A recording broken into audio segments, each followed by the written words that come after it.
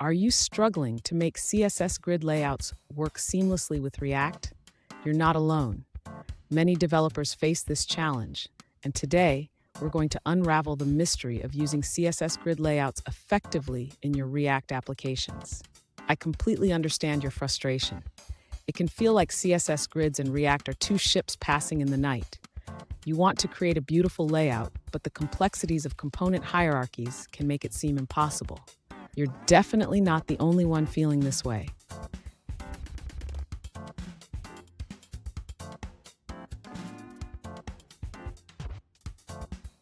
Let's dive into the specific question at hand. One user recently asked, "How do I use CSS grid layouts with React effectively?" They highlighted the challenge of moving components around in a grid layout when React's structure often involves multiple nested components. Sound familiar? Let's explore this together. So what makes this integration tricky? CSS grid layouts are designed to work with direct children of a grid container, while React often involves deeply nested components. This can lead to layout issues when trying to manipulate the grid dynamically. But don't worry, we will break it down step by step. And stick around. At the end of this video, I have a powerful tip that will help you streamline your CSS grid layouts in React, making your development process much smoother. To effectively use CSS grid layouts with React, the user should first understand how to structure their components. It's important to define a parent component that will act as the grid container. Next, the user should apply the CSS grid properties to the parent component. This includes setting the display property to grid and defining the grid template areas or columns. Now the user can position child components within the grid. Each child component can be assigned to specific grid areas or rows and columns using the grid area property. If the user wants to move a component dynamically, they can manage the state in React. This allows them to update the grid position based on user interactions, such as clicking a button. Finally, the user should ensure that the layout remains responsive. This can be achieved by using media queries in CSS to adjust the grid layout based on screen size. Fun fact, did you know that CSS Grid was first introduced in 2017?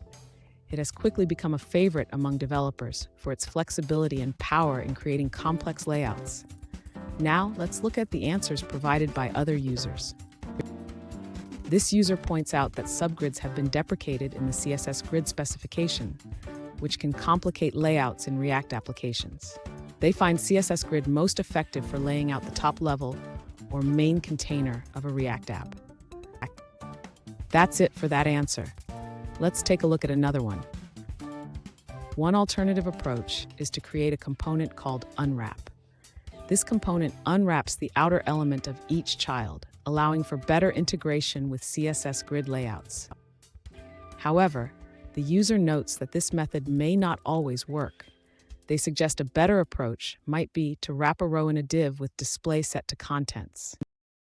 Let's take a moment to review another user's answer.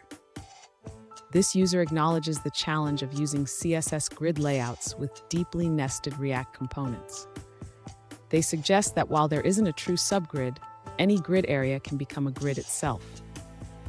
They recommend creating an empty component in the desired grid position to facilitate moving items on click.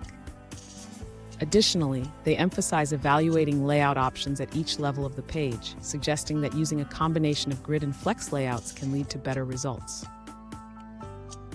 For example, if your main content is a grid layout, you can use grid for that section, but consider flex for the overall page layout. This approach can simplify maintenance and reduce markup. The user also notes that similar strategies have worked well with Bootstrap, where using grid for large sections and flex for internal content is often more efficient. Here's the tip I promised. Always keep your grid layout styles modular.